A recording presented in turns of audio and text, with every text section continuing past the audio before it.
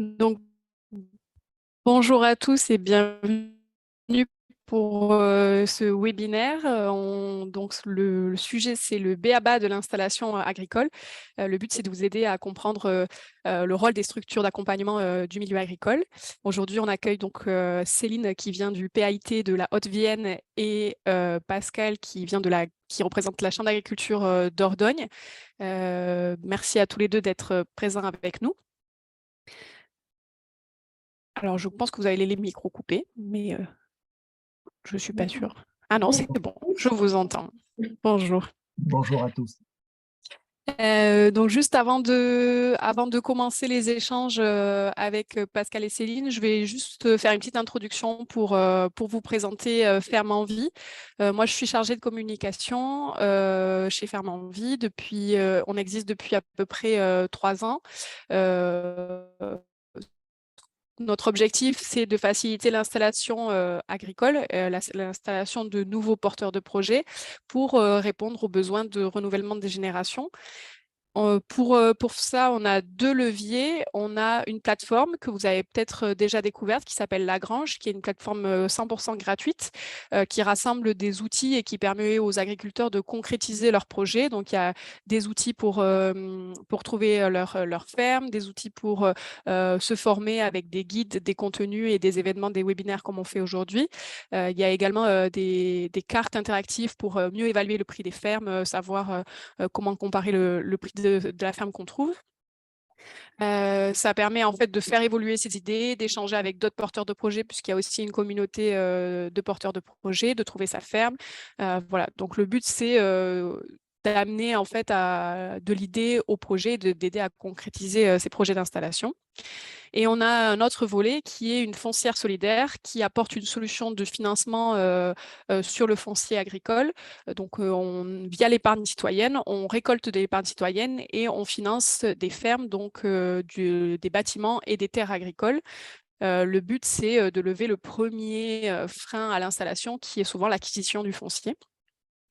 Donc, on a différents critères sur ça et je vous invite, si jamais, à aller voir sur notre site internet pour voir les critères de financement. Nous, on propose une sélection de fermes qui est disponible sur Lagrange. Et sinon, de l'autre côté, vous pouvez aussi arriver avec votre projet de ferme. Et nous, on évalue s'il rentre dans nos critères pour le financer. Voilà pour la petite introduction sur Ferme en Vie. On va pouvoir passer du coup directement aux échanges donc avec nos intervenants. Je vous remercie tous les deux d'avoir pris le temps sur la pause déjeuner pour répondre aux questions de nos porteurs de projets. On va commencer tout simplement par une petite présentation. Donc, Céline, si vous voulez commencer, est-ce que vous pourriez nous présenter votre rôle et le PAIT de la Haute-Vienne, du coup? Oui, alors bonjour à tous, Céline Duché, je suis chargée de mission au PAIT, donc Point Accueil Installation Transmission sur le département de la Haute-Vienne. Donc je suis chargée entre autres d'accueillir les porteurs de projets au PAI et également les cédants donc, sur la partie transmission. On est 4 conseillers à accueillir les porteurs de projets au PAIT, répartis sur le département, donc par zone géographique pour répondre au mieux aux demandes. Voilà. Après le PAIT de la Haute-Vienne, donc du coup, il est agréé à la Chambre d'agriculture du département. Donc d'un département à l'autre, ça peut varier. Ce n'est pas forcément les chambres d'agriculture qui ont l'agrément dans toute la France. Ensuite, pour le PAI de la Haute-Vienne, on a un numéro unique sur un contact qui permet de prendre rendez-vous avec les conseillers du secteur. Ok, super, merci. Pascal, à votre tour, est-ce que vous pourriez présenter la Chambre d'agriculture de Dordogne et votre rôle au sein de la structure?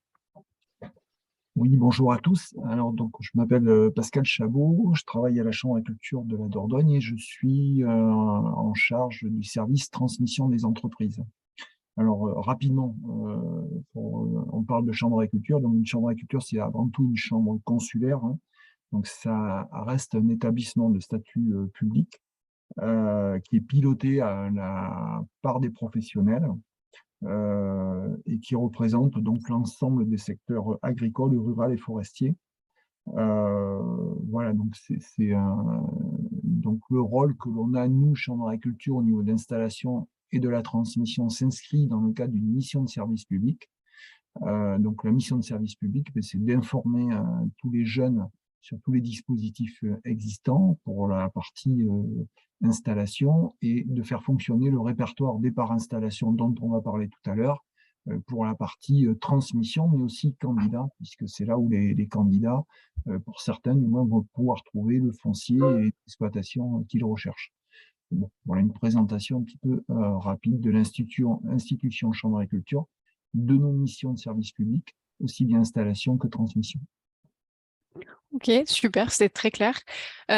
Donc, il faut savoir juste que chaque structure de chaque département a des pratiques un peu différentes, même si globalement, c'est le même fonctionnement. On va essayer de balayer le rôle de chaque structure, mais voilà, il faut savoir que parfois, dans des départements, ça peut être un petit peu différent. Donc nous, on va s'appuyer sur les deux exemples, les deux départements qu'on a ici. On va peut-être commencer du coup par le PAI, puisque c'est le point justement où il faut venir en premier. Quel est le périmètre d'intervention d'un PAI? Quel est son rôle et quels sont les outils qui sont mis à disposition pour les porteurs de projets dès le début du projet en fait? Oui, alors les objectifs et le rôle du PAI, donc on est là pour écouter, informer, conseiller et accompagner les porteurs de projets. C'est vraiment la porte d'entrée unique pour tout projet d'installation en agriculture. Donc, toute installation, on sait, démarre par une idée qu'il faut structurer. Alors, le PAI, PAIT en l'occurrence pour la Chambre d'agriculture de Haute-Vienne, va vous aider à clarifier vos idées et à vous poser des questions essentielles pour la réussite de votre projet. Voilà, on est là pour également accompagner les agriculteurs avec ou sans successeur qui souhaitent transmettre leur exploitation. Mais là, Pascal en parlera peut-être un peu plus avec le RDI. Donc, dans les rôles, on est là pour informer. Donc, vous souhaitez reprendre ou créer une exploitation agricole, le projet de devenir agriculteur demain. Donc, le PAIT vous accueille pour vous donner en fait toutes les informations dont vous avez besoin. C'est vraiment la porte d'entrée de votre installation et c'est le point de départ. On est également le premier interlocuteur qui vous oriente vers des dispositifs composés de plusieurs étapes. Donc, en fonction de votre projet, donc on sait que chaque projet est unique, les étapes seront différentes d'une personne à l'autre. Voilà, je demande les aides, je ne demande pas les aides. On n'aura pas tout à fait les mêmes étapes dans le projet d'installation.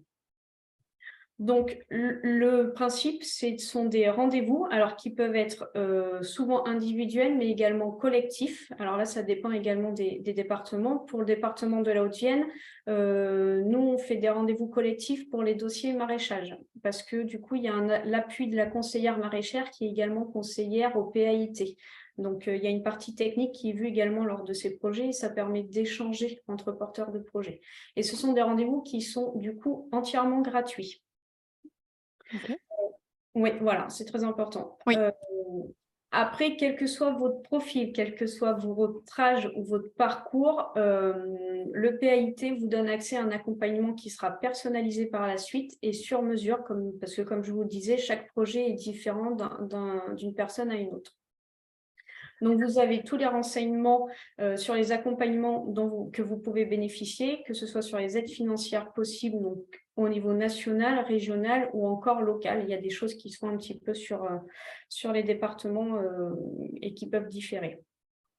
Donc, on est là surtout aussi pour accueillir dans des conditions d'égalité, d'impartialité et de confidentialité et de respect. Voilà, donc on a quand même la neutralité quand on accueille au point accueil, installation et transmission. Ça vous aide, ce rendez-vous, à mûrir votre projet. Donc, le PAI permet de clarifier vos idées et de vous poser des questions essentielles pour la réussite du projet. Donc, les questions, on va notamment parler d'aspiration personnelle. Donc, quelles sont les motivations et les objectifs pour devenir agriculteur, votre projet de vie personnel, les attentes du métier, le temps, par exemple, que vous consacreriez à votre activité, la vision de votre entreprise dans 10 ans. C'est une question qui est assez importante et des fois, vous ne savez pas forcément dans 10 ans comment vous voyez. Et quels sont vos critères d'évaluation de votre réussite? Ça, on est un peu plus sur les aspirations personnelles. On fait un point sur les compétences aussi. Voilà, quel diplôme j'ai besoin pour m'installer? Quelle est mon expérience professionnelle aujourd'hui sur une exploitation agricole? Est-ce que j'ai les savoirs techniques sur les productions sur lesquelles je veux m'installer? Quelle est ma connaissance en comptabilité-gestion? Parce que demain, vous allez être chef d'entreprise et l'aspect comptabilité-gestion est très important aussi.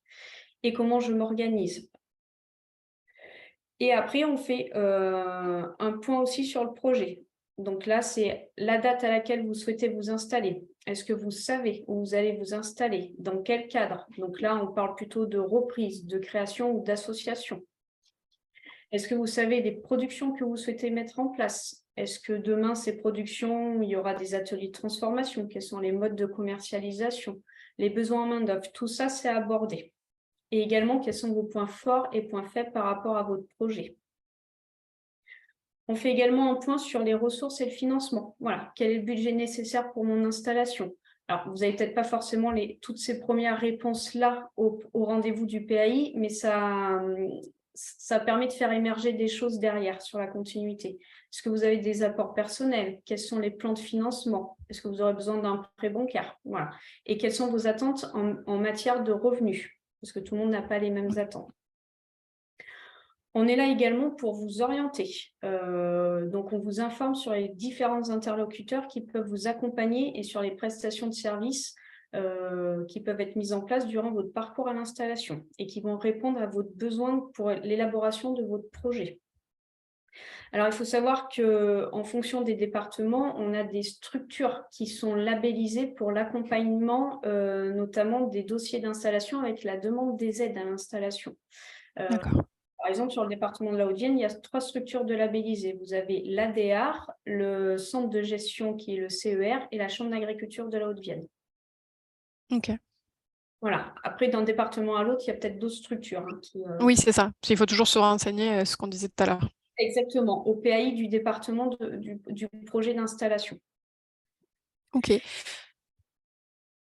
Ouais, et après, on fait un point aussi sur la partie formation, me former pour concrétiser mon projet. Donc, une fois que votre projet est suffisamment défini, on doit vérifier que vous avez l'ensemble des compétences requises pour votre futur métier. Et pour ça, en fait, on préconise la réalisation d'un plan de professionnalisation personnalisé. C'est ce qu'on appelle vulgairement le PPP ou le 3P. Voilà.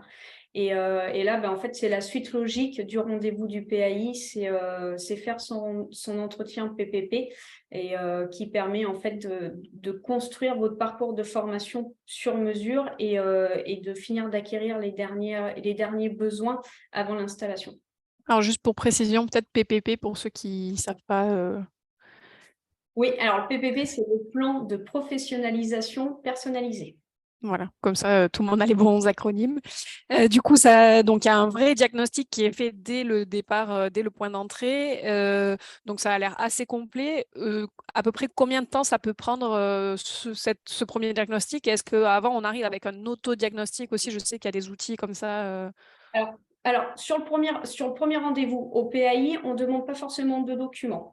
Il faut compter 1h30, 2 heures de rendez-vous. Ça permet de bien échanger. Et nous, sur le département de la Haute-Vienne, les porteurs de projets repartent avec un compte rendu et les orientations à donner suite au rendez-vous. L'autodiagnostic, lui, c'est le document qui permet de déclencher l'entretien du PPP. Voilà, donc il vient dans un deuxième temps. Il vient vraiment après le rendez-vous du PAI. D'accord. Donc après, c'est vrai que des fois, les porteurs de projets, ça veut pas forcément, ou ont plusieurs départements en tête. Vous recommandez de le faire dans un PAI et après de pouvoir changer ou vraiment de savoir le mieux, c'est de savoir quand même le département où on va s'installer? Alors, l'idéal, c'est de le faire dans le département dans lequel on s'installe parce qu'il y a peut-être certaines spécificités par département. Après, il y a des porteurs de projets qui n'ont pas forcément la structure aujourd'hui, qui sont en recherche. Et bien, dans ce cas-là, vous faites le PAI dans le département dans lequel vous vous trouvez. Et après, en fonction de l'évolution, vous pouvez, nous, on peut échanger avec les conseillers, les collègues des autres départements. Et puis, du coup, vous pouvez être suivi par les collègues d'autres départements. D'accord. Ensuite, il faut savoir qu'il est possible qu'on peut faire des rendez-vous par visio également. Donc, des fois, on a des rendez-vous de personnes qui sont du nord de la France parce qu'ils ont un projet d'installation sur le département. D'accord, ok. C'est vrai que souvent, on voit, nous, de notre côté, les porteurs de projets, surtout quand ils sont sur des départements limitrophes, ils ont déjà des fois deux, trois, parce que c'est jamais facile de trouver déjà une ferme, alors, en étant le rayon en général. Super. Je pense que c'était très complet sur le rôle des PAI, PAIT. Donc, du coup, ce que je comprends, c'est qu'il n'y a pas forcément besoin de créer un dossier. En fait, il faut directement venir vous rencontrer et c'est vous qui faites le diagnostic avec la personne et vous les guidez justement après vers les bonnes structures vers lesquelles aller ensuite. Exactement, c'est ce que je disais au départ, c'est vraiment la porte d'entrée du projet d'installation. C'est Et ça. donc après, en fonction du projet, soit on va vers les ADA, soit on va vers une chambre d'agriculture, soit on va vers d'autres structures d'accompagnement. Et ça, c'est vous qui donnez les indications. Exactement. On donne toutes les indications en fonction des départements et des spécificités par département. Ouais. Ok, super. Et donc là, Pascal, quand un porteur de projet arrive, il arrive à la chambre d'agriculture avec ce diagnostic. Vous, c'est quoi votre périmètre d'accompagnement à ce moment-là? Alors, la particularité des chambres d'agriculture, c'est qu'elles ont en fin de compte de multiples dispositifs et surtout compétences. Donc, les projets, surtout les jeunes dans ces projets-là, peuvent être accompagnés aussi bien sur l'aspect technique. On a des conseillers donc en élevage, on a des conseillers en arboriculture, en culture, voilà, toute production confondue. Donc ça, c'est le plus. Je ne sais pas, quelqu'un qui veut développer un projet en arbo sur, par exemple, en Dordogne, ce qui est souvent pratiqué, le noyer. On a un technicien spécialisé en noix qui va aller vous faire des analyses de sol dans vos sols, vous dire si les sols sont appropriés à cette production-là, vous conseiller sur la variété par rapport à votre emplacement, sur la productivité, les ressources en eau, etc. Donc, on peut avoir un accompagnement technique très, très fin du projet. On Et a aussi, ça, c'est spécifique, pardon, ça, c'est spécifique à chaque département. Du coup, la Dordogne, c'est l'arboriculture parce que c'est ça, mais sinon, ça peut oui, être dans chaque région, il y a des voilà, conseils mais techniques différents. chaque région a des productions qui lui sont spécifiques et donc ben, chaque chambre d'agriculture a des conseillers Mhm. spécialisés qui sont spécifiques aux productions du département. Voilà, si on est en Haute-Vienne, c'est Céline pourra en parler, mais forcément, on a une grosse compétence en bovin-viande, en bovin-viande, qui sont les deux principales, mais bon, c'est pareil en Dordogne. Donc ça, c'est un point quand même qui est intéressant dans les chambres d'agriculture, c'est qu'on peut avoir, quand on est porteur de projet, on a besoin de renseignements techniques, et ces renseignements techniques, on peut les trouver auprès de spécialistes, d'experts, qui peuvent vraiment vous accompagner sur cette partie-là. Donc ça, c'est un point. Le deuxième point, il y a donc des services, des pôles, il y a un pôle souvent installation-transmission. Donc là, on trouve des conseillers de gestion qui accompagnent les porteurs de projets dans la réflexion de la construction de leur projet d'installation à travers des outils qui sont financés notamment par la région Nouvelle-Aquitaine, qui sont le diagnostic installation. Donc ça, c'est des outils qui sont utilisés par les conseillers chambres d'agriculture, mais aussi par les autres conseillers des autres structures. C'est des outils qui sont utilisés, comme le disait Céline, par les structures qui sont agréées pour pouvoir accompagner des jeunes. Donc, chaque région agrée ses structures par département. Ensuite, donc, il y a des conseillers de gestion qui peuvent accompagner les jeunes dans la construction de leur études économiques, parce que là aussi, c'est un vrai métier, comment trouver les financements, comment monter un plan de financement, comment financer au mieux les actifs que l'on reprend, aussi avoir des indications, acheter du matériel neuf, du matériel d'occasion, connaître tous les dispositifs de subvention qui existent pour les gens qui s'installent en bio, ceux qui ne s'installent pas en bio, donc tout ce qui est PCAE, voilà, toutes les aides départementales qui sont spécifiques à certains départements. Hein. Certains départements aident plus ou moins l'agriculture en termes de subventions, les aides qui sont spécifiques à chacune des régions. Donc ça, les conseillers installation, les conseillers de gestion des structures d'accompagnement connaissent tous ces dispositifs-là et peuvent donc conseiller les jeunes. Et après, il y a aussi donc toute la partie juridique et fiscale qui n'est pas quand même qu'il ne faut pas oublier. Et il y a aussi dans certaines chambres d'agriculture, dont nous on a la chance d'en avoir un service juridique et fiscal qui permet de conseiller les jeunes sur la construction plutôt juridique et fiscale de leur projet, surtout quand il faut créer une société d'exploitation parce qu'ils s'installent en couple, voilà. ou qui souhaitent protéger leur patrimoine personnel ou des choses comme ça. Voilà, donc je dirais que l'accompagnement au sein d'une chambre d'agriculture, il peut être multiple, hein. On voit, il peut être très technique, il peut être en termes d'accompagnement de la construction et dans la réflexion du projet. Ça peut être aussi simplement faire une étude économique, mais il peut être aussi juridique, fiscal. Voilà. Donc la particularité d'une chambre d'agriculture, c'est qu'elle a toutes ses compétences dans son sein et qu'elle peut pleinement accompagner, répondre aux besoins des jeunes. Donc j'ai vu tout à l'heure une question qui a été posée, je vais y répondre, par rapport à la gratuité. Donc, il faut savoir, donc Céline a bien expliqué que le point accueil, installation ou transmission, d'ailleurs les PAIT, sont des lieux neutres sur lesquels l'accueil, l'information, le renseignement est gratuit, et les parcours de professionnalisation personnalisés, c'est aussi un dispositif qui est totalement gratuit pour les jeunes qui souhaitent rentrer dans le parcours d'installation, donc qui sont reçus par un conseiller, par deux conseillers, l'un qui va regarder plutôt la formation et la compétence du jeune, et l'autre qui va plutôt analyser son projet, et donc la partie économique, donc la viabilité du projet. Donc c'est à l'issue de cet entretien de 3P, qu'on appelle 3P, que l'on voit un petit peu les failles qu'il peut y avoir et dans la construction de la professionnalisation du candidat. Donc on peut lui conseiller des formations qui vont l'amener justement à monter en compétence dans le projet qu'il veut mettre en œuvre, mais aussi on peut mettre en place des outils comme un stage parrainage dans le cadre d'une reprise ou des choses comme ça. Donc on va parler de ça un peu plus loin. Donc voilà, ce qu'on peut répondre à la question de tout à l'heure, c'est gratuit sur toute cette partie-là. Après, Oui, c'est ça. Il y a l'accompagnement gratuit, l'accompagnement payant, et après, il y a des outils aussi qui sont mis à voilà, disposition. Là, vous venez d'en parler, il y a le RDI, il y a le stage parrainage. c'est ça, Vous c'est ça. pouvez, allez-y, hein, vous pouvez en parler du coup du RDI ou du stage parrainage. Alors, on va commencer par le répertoire départ installation. Alors, le répertoire départ installation fait partie de la mission de service public des chambres d'agriculture pour laquelle l'État nous a donc confié cette mission-là. Donc, c'est un outil national qui est utilisé donc par toutes les chambres d'agriculture.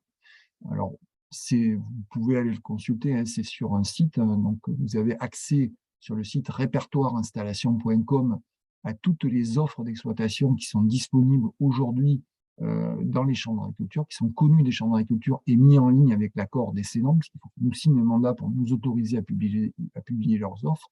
Donc, chaque candidat qui recherche du foncier, une exploitation, peut aller voir les 3 ou 4 000 offres disponibles sur tout le territoire national, se connecter et écrire au conseiller qui a la responsabilité de cette offre-là pour avoir des renseignements supplémentaires, voire pour visiter cette offre-là, ou être mis simplement en relation avec l'agriculteur qui veut céder. Donc, la mission de service public répertoire installation, c'est avant toute chose aller rencontrer des cédants qui n'ont pas de repreneur dans le cadre familial ou localement, donc qui n'ont pas de solution quant à la transmission de leur exploitation, de les aider, de les accompagner dans la réflexion de leur projet de transmission jusqu'à la rédaction d'une offre de transmission, alors que ce soit dans un cadre sociétaire, que ce soit dans le cadre d'une vente, que ce soit dans le cadre d'une location, de prendre donc une série de photos pour présenter un petit peu, faire un diaporama qui va présenter cette offre d'exploitation-là, mettre ces informations-là sur le site répertoireinstallation.com, de la façon que les candidats puissent avoir une connaissance à la fois visuelle du bien, avec une description technique pour savoir si ça correspond à leur projet d'installation et choisir ainsi les offres, et pour que nous, ensuite, on puisse discuter de leur projet, voir si cette offre-là correspond bien à ce qu'ils ont imaginé, c'est-à-dire si elle correspond effectivement à ça. Voilà, récemment, moi j'avais un jeune qui voulait faire telle production, il avait flashé sur une offre, il se trouve que la qualité agronomique de cette offre-là ne correspondait pas du tout à la production qu'il voulait mettre en œuvre. Donc on est là pour amener ce type de conseil, ce type d'accompagnement-là, pour que la personne ne fasse pas des frais, ne se dépasse pas pour rien, ce que ne pourrait pas faire un agent immobilier, où voilà, on est à la fois, on amène du conseil au-delà de ça. Donc la partie, ça c'est la partie cédant, donc accompagner les cédants jusqu'à la rédaction de leur offre de transmission et la mise en ligne sur le site. Et une fois que le candidat a repéré une offre, Et notre rôle aussi de mission de service public, c'est de faire la mise en relation, c'est-à-dire d'accompagner le jeune sur l'exploitation avec le cédant, de faire visiter l'exploitation, répondre à toutes les questions, faire en sorte que le cédant et le jeune puissent se comprendre et puissent donc avoir la meilleure approche possible pour qu'il y ait au bout une installation, enfin, et une transmission qui se réalise. Donc, la mission de service public RDI, c'est vraiment essayer d'accompagner cette génération de papy boomers là, qui arrive là, pratiquement 50% des agriculteurs vont cesser leur activité dans les 6 à 7 ans. Donc là, il va y avoir une vague d'exploitations qui vont se libérer. Et donc, le RDI, il est vraiment là pour ça, accompagner ces cédants à trouver des repreneurs et à l'inverse, les repreneurs à trouver l'exploitation qui leur convient. Voilà, ça c'est pour le répertoire d'installation. Est-ce qu'il y a des questions? Parce que je n'ai pas eu le temps de lire les je peux les poser. Alors, c'était juste qu'il y avait une question sur est-ce qu'il faut d'abord regarder le RDI et ensuite aller au PAI, ou d'abord au PAI et consulter le RDI, c'est peut-être en parallèle l'un de l'autre aussi. Je laisse répondre Céline. Eh bien, en fait, il n'y a pas de bonne ou de mauvaise réponse. Les deux sont possibles. Soit vous avez un projet vraiment bien défini, mais vous n'arrivez pas à trouver une structure support. Et dans le cadre du PAI, on peut faire un point sur les offres qui sont au RDI. Où vous avez trouvé une offre au RDI, et puis là, vous enclenchez votre parcours à l'installation. Et du coup, rendez-vous PAI, entretien 3P et études économiques et installation, quoi. Oui, parce que de toute façon, quand on commence le PAI, on commence à se projeter, à chercher peut-être une ferme déjà, etc. Donc les deux sont pas antinomiques, enfin, ils sont plutôt complémentaires à ce moment-là, quoi. Complètement, ouais. D'accord. Et donc ensuite, il y avait un deuxième outil qui était le stage parrainage. Est-ce que ça, vous pouvez nous en dire plus aussi? Oui, alors le stage parrainage, alors je vais expliquer ce qu'est un stage parrainage, mais comme les financements diffèrent en fonction des régions, de la région dans laquelle on va s'installer, donc je vais plutôt parler de ce qu'est un stage parrainage et aborder légèrement le financement, mais sans rentrer en profondeur parce que les financements diffèrent vraiment sur les régions dans lesquelles on se trouve. Donc le stage parrainage, la finalité, il est vraiment réservé, c'est quand un candidat a trouvé une exploitation, qu'il envisage vraiment de reprendre cette exploitation, qu'il est vraiment avancé dans son projet d'installation et qu'il a, je dirais, l'intention de faire un petit peu un morceau de chemin avec le cédant afin de pouvoir acquérir tous les savoirs et les savoir-faire de ce cédant, c'est-à-dire qu'il lui passe la main en douceur, si on peut dire les choses comme ça, qu'il y a un tuilage entre la cessation d'activité et l'installation. Donc cet outil, il est là pour ça. Donc c'est pour permettre à des jeunes de vivre sur l'exploitation en même temps que le cédant, pendant une durée minimale de 3 mois, maximale de 12 mois, avec le statut de stagiaire de la formation professionnelle. Et là, il est tous les jours sur l'exploitation. Donc, il peut appréhender les problématiques foncières, la qualité du matériel, prendre en main le cheptel, et puis voilà, faire connaissance avec les voisins, l'environnement de l'exploitation. Alors, l'environnement d'exploitation, c'est toujours très important. C'est connaître l'assureur, c'est connaître le banquier, c'est connaître les voisins, c'est connaître le maire de la commune. C'est aussi peut-être en même temps rechercher un logement pour si le cédant ne libère pas sa maison. C'est faire connaissance des membres de la CUMA. Donc, la CUMA, c'est la coopérative d'utilisation de matériel en commun. La plupart des exploitations aujourd'hui en France adhèrent à ce type d'outils coopératifs. Oui. C'est aussi important de connaître les agriculteurs avec qui demain on va partager du matériel et avec qui on va souvent faire des chantiers en commun. Quand on fait de l'élevage, c'est le chantier d'ensilage, c'est le chantier d'enrubanage au printemps ou des choses comme ça. Voilà, donc c'est s'immerger sur l'exploitation, c'est prendre connaissance de tout son environnement, qu'il soit territorial, qu'il soit humain, qu'il soit technique, voilà, agronomique, climatique, etc. Ok, donc le stage, en fait, ça permet éventuellement de se projeter sur une ferme qu'on souhaite reprendre, ou ça peut être aussi sur toute sorte de ferme, même sur une ferme qu'on n'a pas forcément envie de reprendre.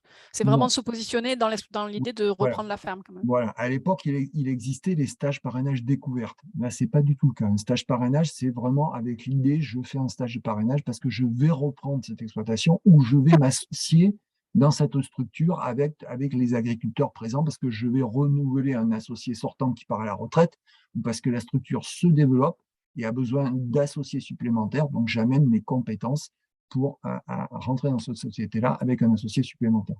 Voilà, donc D'accord. on reste là-dessus. Il y avait une question que je n'ai pas vu passer, c'était quoi? Alors, je vais les reprendre après, mais du coup, moi, j'avais D'accord. une autre question. C'était, est-ce que justement les chambres d'agriculture, c'est la seule structure qui peut formaliser un stage de parrainage? Sinon, Oui. quelle autre structure peut Non, agréer non. aussi ces stages de parrainage?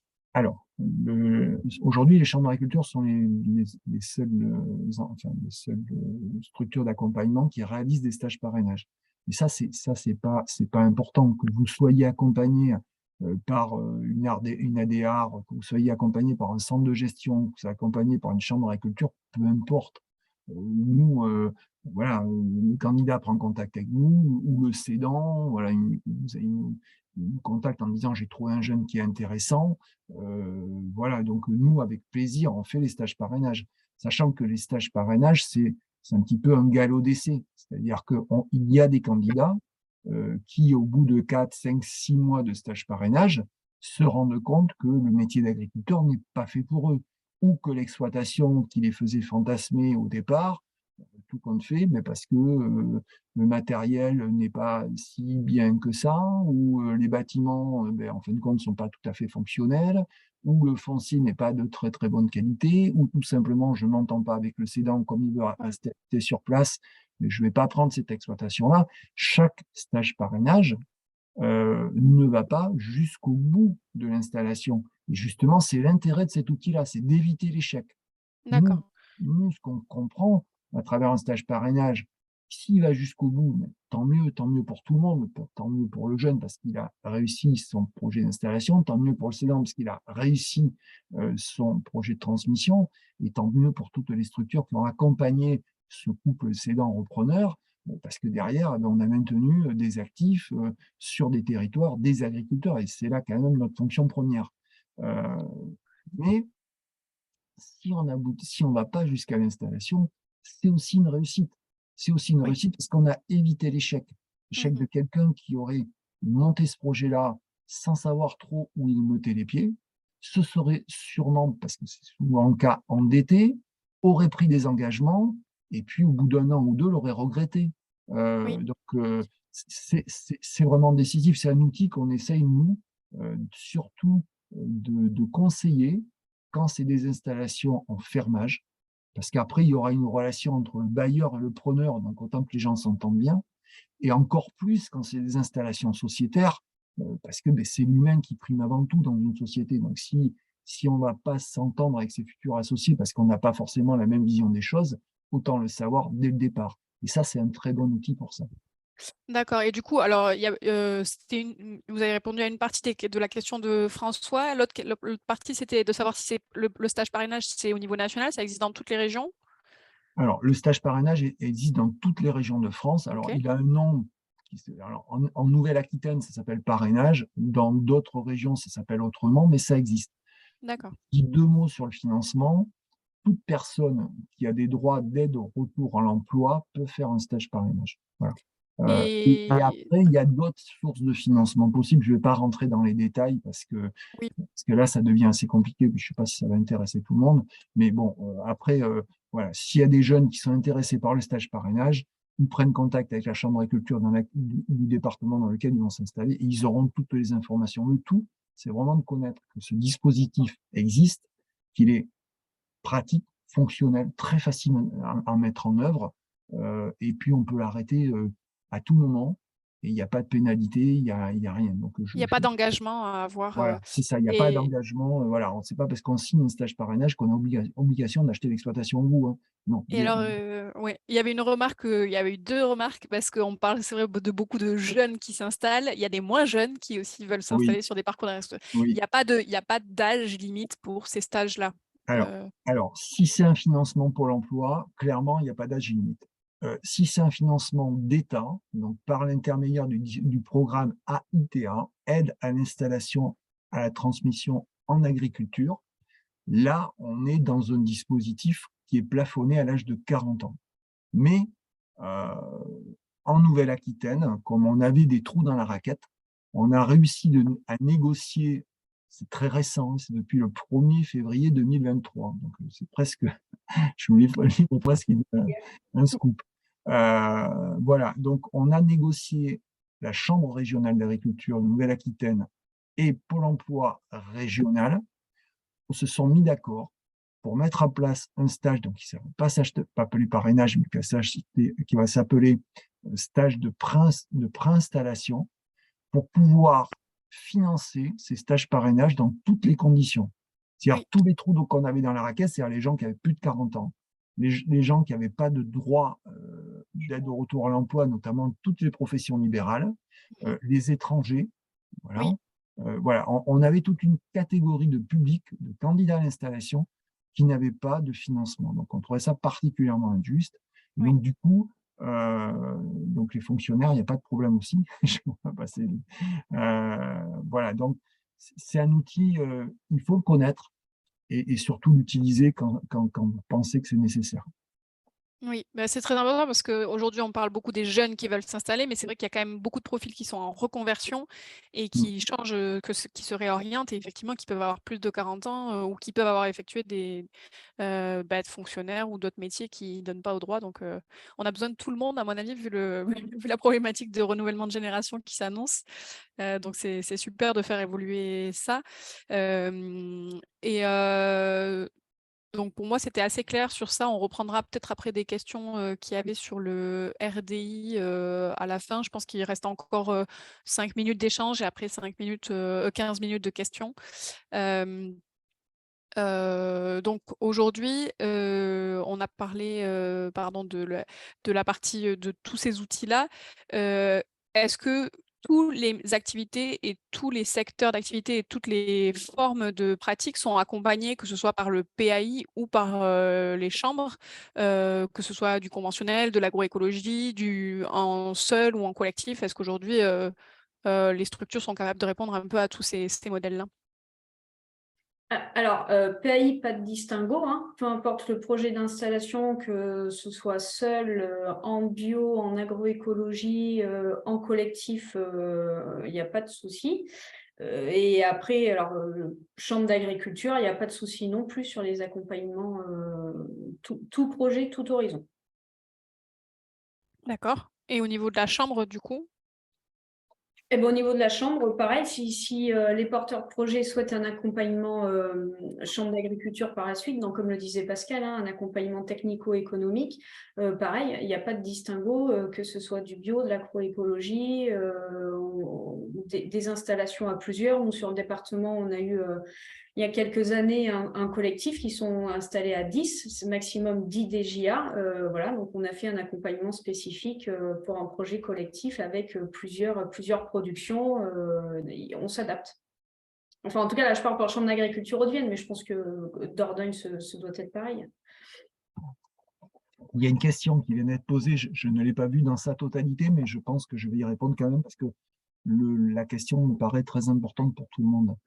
Il y a une jeune femme, je crois, qui a posé la question suivante. J'ai pas pu voir la fin, tu me dis si c'est ça. Je suis salarié dans une exploitation maraîchère et je Oui. pense qu'à la fin de la question, est-ce que je peux faire un stage parrainage, c'est ça? Je souhaite reprendre la ferme dans laquelle je travaille. Pour une transmission, les étapes sont les mêmes qu'évoquées précédemment. D'accord. Alors, je vais rebondir là-dessus pour parler encore plus du stage parrainage pour ce type de public-là. Donc, il faut savoir que quand on est salarié dans une exploitation, le stage parrainage est très intéressant, surtout quand on veut la reprendre. Pourquoi? Parce que quand on est salarié, on a un rapport de verticalité entre le patron et le salarié. Le fait de faire un stage parrainage nous permet d'avoir la posture de associé stagiaire ou futur repreneur et de transformer cette verticalité dans la relation patron-salarié en horizontalité, c'est-à-dire on est au même niveau, on se parle et on discute et on va construire l'avenir ensemble. Et ça, le stage parrainage est un très bon outil par rapport à ça, pour préparer la reprise d'une exploitation quand on est déjà salarié, simplement pour pouvoir changer de posture dans la relation avec le cédant. Bon, c'est juste une parenthèse, Je pensais que c'était ça la question, mais ça me semblait important de dire Oui, ça. oui, c'est très important parce que ça, justement, ça favorise aussi le fait d'être salarié et de pouvoir reprendre la ferme sur laquelle on travaille déjà. Et il y avait une autre question, c'était est-ce qu'en fait, on a la possibilité de cumuler le stage parrainage et la formation? Alors, on peut pas cumuler le stage parrainage qui est je dirais un statut en tant que tel. On est déjà stagiaire dans la formation professionnelle, mais ce qu'on peut faire, c'est 4-5 mois de stage parrainage, arrêter le stage parrainage, faire une formation de PREA de 7-8 mois et reprendre un stage parrainage. Par contre, ce qui est possible, c'est quand c'est des formations de très courte durée, d'une journée, 2 jours, sur des points très précis, sur l'agronomie, sur l'alimentation des vaches laitières ou autre chose, ou l'accompagnement sociétaire. Là, effectivement, ces formations qui ont pour but de vous permettre de vous installer dans les meilleures conditions possibles, effectivement, on peut faire ces formations courtes pendant la durée du stage parrainage, il n'y a pas de problème. Ok. Ok, d'accord, c'est très clair. Alors, je suis désolée, j'étais. Pardon, et pour finir de répondre à la question, les étapes sont les mêmes hein, pour la personne qui était salariée là, dans l'exploitation, au passage au PAI, entretien 3P, enfin le cheminement est le même. D'accord, très bien. Alors, on va peut-être passer aux questions vu qu'il reste un quart d'heure. Alors, attendez, j'essaie de les retrouver du coup, parce qu'on en a passé quelques-unes en revue. Donc, il y avait Antoine qui disait bonjour, je me suis installé cotisant solidaire en maraîchage et en arboriculture sur 3 hectares, 5, qui m'appartiennent encore du Sud. Je voudrais m'associer en EARL ou SCEA avec 2 jeunes qui sont intéressés. Mais comment se passerait l'installation pour eux, notamment pour ce qui concerne la SMA? Le département, c'est la Corse du La Sud. Corse du Sud, oui. La SMA en Corse du Sud, je ne la connais pas. La La SMA, SMA, est-ce qu'on peut juste donner l'acronyme pour tout le monde? c'est surface minimale d'assujettissement. Et d'un département à l'autre, on n'est pas sur les mêmes. Et en plus, la SMA, ça peut être 3 choses. Donc, ça peut être soit une surface à partir de laquelle on est cotisant, soit cotisant solidaire, soit on cotise auprès de la MSA en tant que chef d'exploitation, soit titre principal, soit titre secondaire. Par exemple, sur le département de la Haute-Vienne, en production classique bovin-ovin, la SMA est de 12 hectares et demi. Mais pour une production en maraîchage, on ne va pas demander 12 hectares et demi de maraîchage. Donc, c'est 0,80 ar, par exemple, sur du maraîchage. Alors, on a des équivalents en fonction des productions sur la surface. On peut les convertir en nombre d'heures passées également sur l'activité, quand il y a de la transformation, des ventes sur le marché, des choses comme ça, ou alors en revenus. Et tout ça, c'est spécifique par chaque département. Et du coup, la SMA en Corse du Sud, je n'ai pas la réponse. Il faut se rapprocher du PAI. Mais là, ma question portait pas sur la SMA elle-même, c'était le nombre de SMA qu'il faut. Si on est 3 sur l'exploitation, est-ce que chacun des jeunes il doit s'installer sur la SMA complète ou est-ce qu'on considère une SMA pour la totalité de l'exploitation, quel que soit le montant que je connais en Corse du Sud, hein. Oui, d'accord. Non, c'est le projet global. Donc, c'est la SMA pour le RL ou pour la SCEA, en fonction des productions en face. D'accord, super. Eh ben, c'est très clair. Merci beaucoup. et dans ces cas-là, dans le cas où, par exemple, Antoine, on n'aurait pas pu lui donner sa réponse, là, c'est au porteur de projet ou c'est à Antoine d'aller voir un PAI ou une chambre C'est au porteur de projet. Après, les rendez-vous PAI, on les fait avec les porteurs de projet.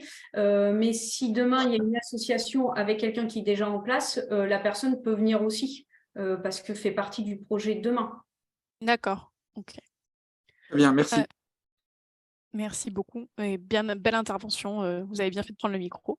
Du coup, alors il y avait une question de Nicolas, c'est je trouve une ferme au RDI, est-ce que je contacte la chambre d'agriculture qui me conduit vers le PAI ou est-ce que je contacte directement le PAI qui voit ensuite avec la chambre d'agriculture? Vu que ça vient du RDI, est-ce qu'on doit Voilà. contacter le PAI ou... Quand vous repérez une ferme sur le site répertoire-installation.com, vous avez un petit bouton pour vous connecter avec le conseiller le conseiller transmission qui est responsable de cette offre-là.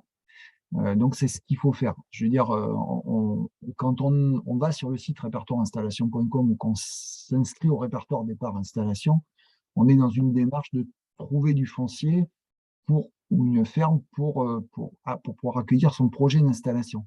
Donc là, on est dans la recherche de foncier. Le PAI, ça peut venir avant ou après, ou pendant. Voilà, ça fait partie du dispositif, c'est la porte d'entrée au parcours en installation. C'est pas, il n'y a pas d'ordre, c'est ce que disait tout à l'heure Céline, mais là, quand on veut avoir des renseignements sur une offre, on va vers la personne qui est responsable de l'offre au sein du RDI. D'accord. Et, très clair. Du coup, il y avait 2 questions sur le PPP. On entend souvent parler du PPP. En quoi ça consiste? Qui est l'acteur qui effectue le PPP? Et est-ce qu'on peut commencer son PPP sans avoir encore de terrain?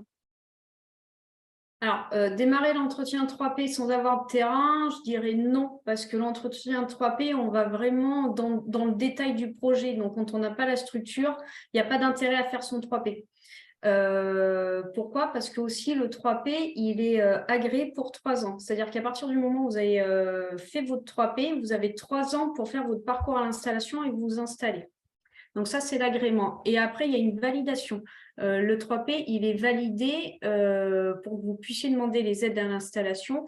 Et ça il est validé, vous avez entre 9 et 12 mois pour vous installer. Donc, c'est hyper rapide. Donc, l'entretien 3P, il ne faut pas le déclencher trop tôt. Et si vous n'avez pas le foncier, alors pour faire les entretiens 3P également de mon côté, ça ne va pas être judicieux de le faire. Ok, très bien. C'est Alors, assez clair. il y a une remarque là, Ouais, sur les Émilie formations. Marin, voilà, effectivement. Il y a aujourd'hui un problème de financement par les VIVEA des formations, de certaines formations agricoles, quand on n'a pas le statut d'agriculteur. Effectivement, le 3P est aussi utilisé par certains candidats, je veux dire, avec la caution des chambres d'agriculture, forcément, il y a des organismes qui accompagnent les projets et les candidats. Pour ça, c'est-à-dire que vous avez possibilité, quand vous n'avez pas de financement ou quand vous ne souhaitez pas payer vos formations, vous voulez accéder à des formations, dans la mesure où elles sont prescrites dans le cadre d'un 3P, vous pouvez y accéder gratuitement. Donc le 3P peut être aussi une solution, même si on n'a pas, alors je ne devrais pas le dire, mais c'est un peu aussi la réalité, quoi. Même quand on ne demande pas les aides à l'installation, on peut aussi passer par un 3P pour accéder à de la formation et aussi à tout l'accompagnement qui va avec. Oui, alors les formations sont pas gratuites, hein. En fait, dans l'entretien 3P, on va chercher en face les différents modes de financement en fonction des formations. Voilà, on peut mobiliser du CPF, on peut mobiliser, si vous êtes demandeur d'emploi, des choses auprès de Pôle emploi et ainsi de suite. Voilà, les formations gratuites, entre guillemets, on ne les connaît plus. La seule chose qui est gratuite aujourd'hui, c'est le stage 21 heures, qui est obligatoire pour les demandes d'aide à l'installation. Parce que financement, voilà. Ok, d'accord. Et donc là, quand vous parlez des aides, c'est pas que la DJA, ça peut être d'autres aides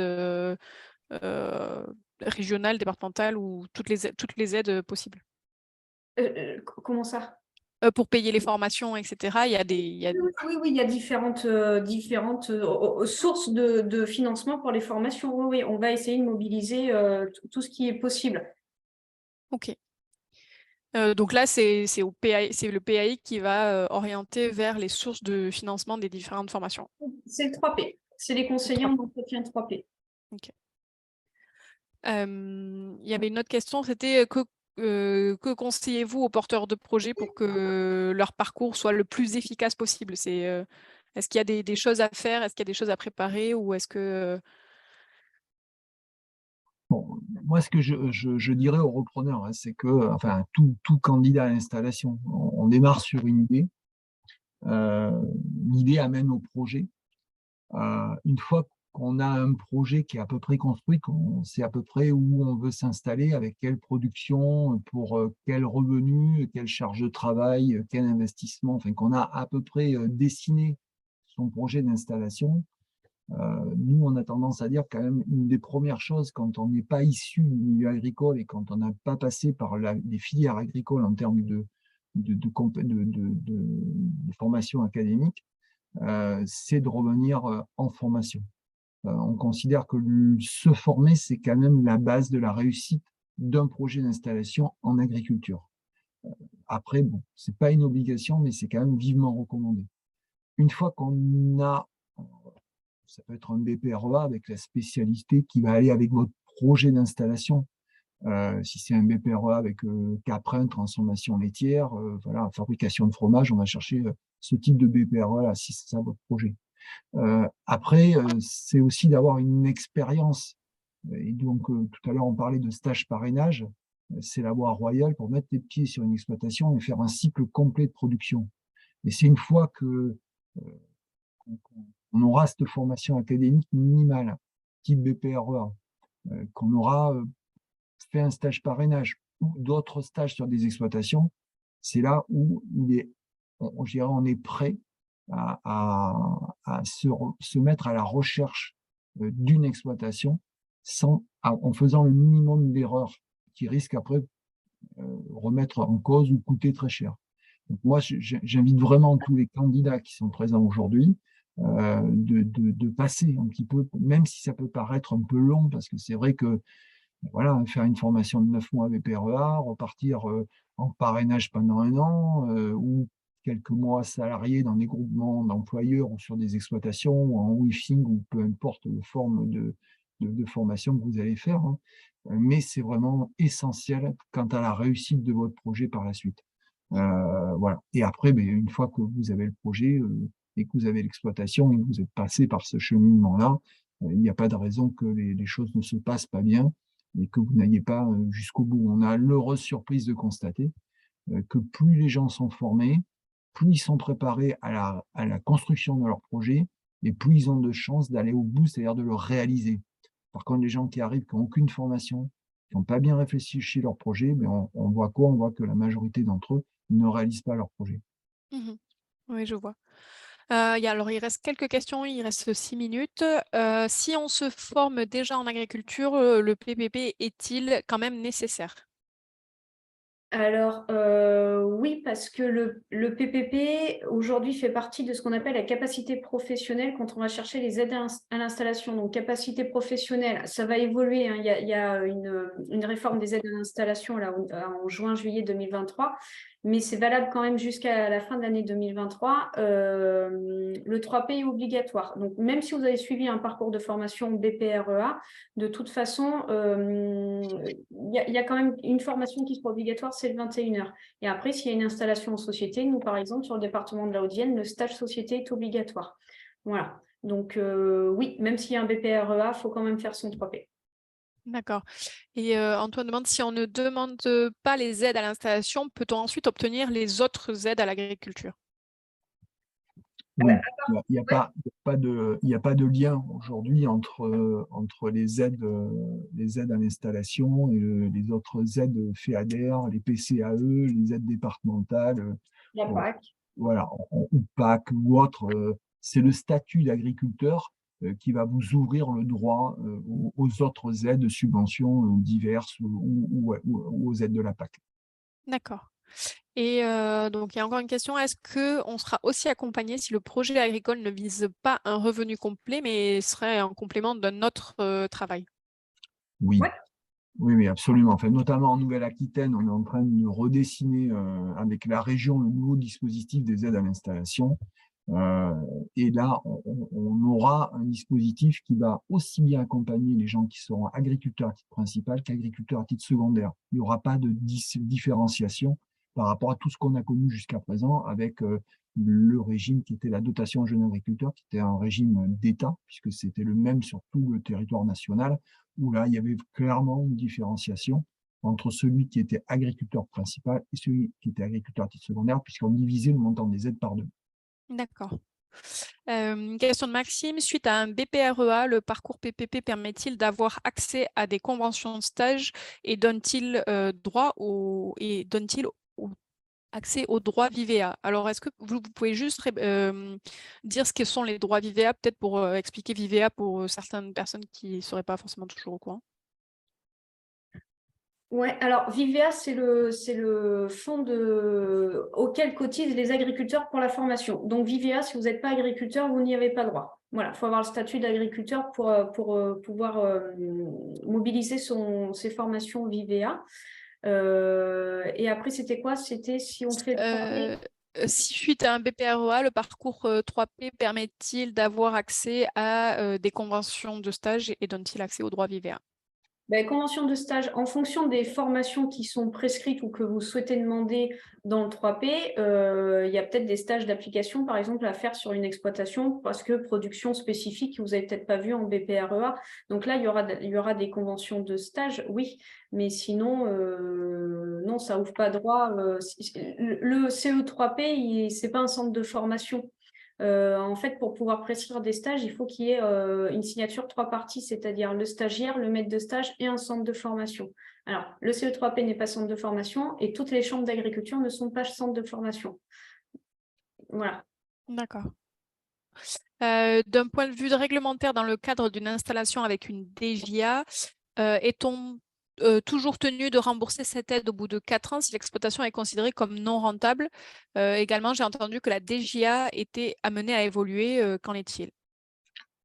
Alors, pour ce qui est de la... Alors, effectivement, quels que soient les dispositifs régionaux qui vont être mis en place, que ce soit Occitanie, Nouvelle-Aquitaine, Bretagne, Auvergne, Rhône-Alpes, une des clés d'entrée au dispositif des nouvelles aides à l'installation qui sont actuelles depuis 2023, ça va être d'avoir un projet viable. Donc, un projet viable, la traduction, c'est de dégager un SMIC net en termes de revenus disponibles.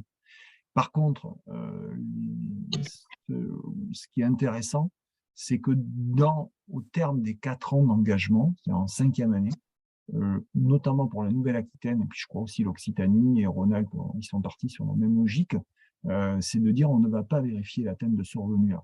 Alors, ça ne veut pas dire qu'il faut faire n'importe quoi, c'est-à-dire qu'il faut faire des études économiques qui ne correspondent pas à la réalité. L'objectif, c'est bien que vous vous installiez dans l'agriculture et que vous puissiez vivre de votre métier, c'est quand même le minimum, mais il n'y aura pas de contrôle, et ça, c'est quand même une bonne chose pour tout le monde.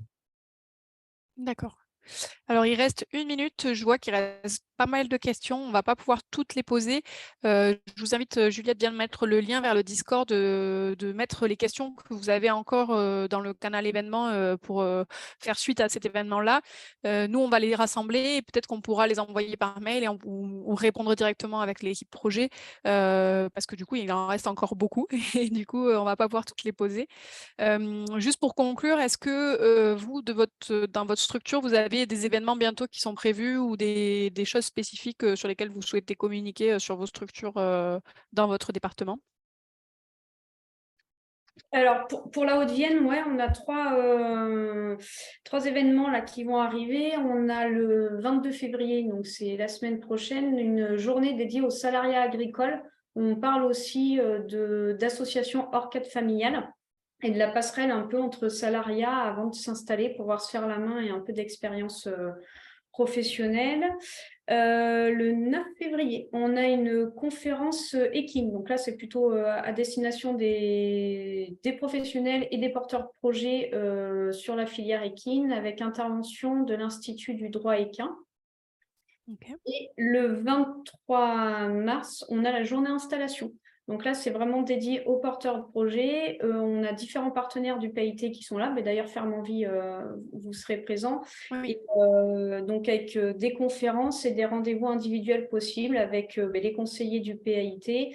Il y aura un espace dédié aux fonciers, donc avec les différents partenaires, RDI, SAFER, Ferme Envie et d'autres structures. Et un pôle aussi un peu plus gestion et banque, donc où il y a des rendez-vous avec des conseillers de gestion et les différentes banques qui seront présentes aussi. Voilà. D'accord. Et vous, Pascal, de votre côté? Est-ce qu'il y a des événements prévus? Moi, vous me prenez au dépourvu. Donc, non, il y a énormément de choses qui vont être faites sur mars, avril, mai. Donc, notamment sur les plantes médicinales et aromatiques, sur la filière laitière. Donc, on organise des journées très intéressantes sur l'eau, sur l'agronomie. Donc, je conseille aux personnes qui peuvent être intéressées, soit participer à des webinaires, soit venir à ces journées-là, d'aller sur le site de la Chambre d'agriculture de la Dordogne. Et vous verrez, tout est présenté et avec les dates, les explications, il y a des fiches par journée. Vous verrez si vous êtes intéressé en fonction des filières. et des productions. Mais je ne vais pas vous donner la liste, je suis désolé. D'accord. Je vais pas Mais non, mais préparer. parfait, non, mais c'est très bien. Si c'est sur le site, c'est parfait. Et puis, moi, j'en profite pour vous rappeler qu'il y a le salon de l'agriculture qui est du 25 février au 5 mars. Et je pense que c'est aussi l'occasion peut-être de venir rencontrer les chambres, les partenaires de l'installation, de poser ces questions en direct aussi. Et c'est un moment pour discuter avec les agriculteurs. Nous, chez FEV, on y sera. On sera au hall 4. Donc, n'hésitez pas si vous souhaitez nous rencontrer et échanger sur votre projet de financement. On sera là pour en discuter aussi. Voilà, donc on arrive au terme de cet échange. Il restait encore beaucoup de questions et merci à tous d'avoir bien participé. C'était très intéressant les échanges. Pour moi, c'était très clair. Donc voilà, si vous avez des questions, je pense prenez contact avec les PAI ou les chambres d'agriculture de votre département, en fonction de l'état d'avancement de votre projet. Si vous êtes déjà passé par un PAI, du coup, vous savez à peu près quoi faire. Voilà, merci beaucoup Céline et merci Pascal. Et puis, je vous souhaite à tous une bonne journée et un bon appétit. Merci à vous tous pour vos questions et bon courage pour la réalisation de vos projets d'installation à tous. Merci, très bonne journée, au revoir. Au revoir. Au revoir.